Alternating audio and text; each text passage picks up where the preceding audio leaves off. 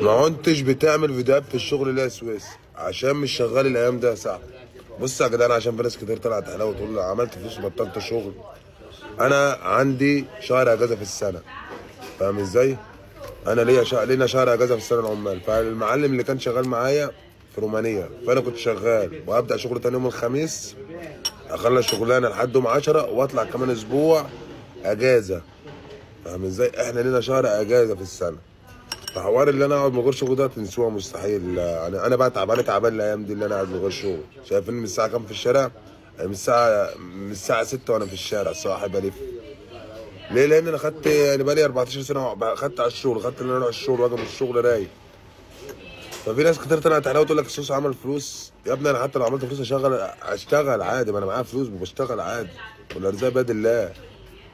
حب ما تعمل يا صاحبي، قوم اشتغل. الشغل علاج اي حاجه. يعني انت طول ما انت قاعد بتفكر، طول لو انت شغال مش هتفكر ومش هتتعب.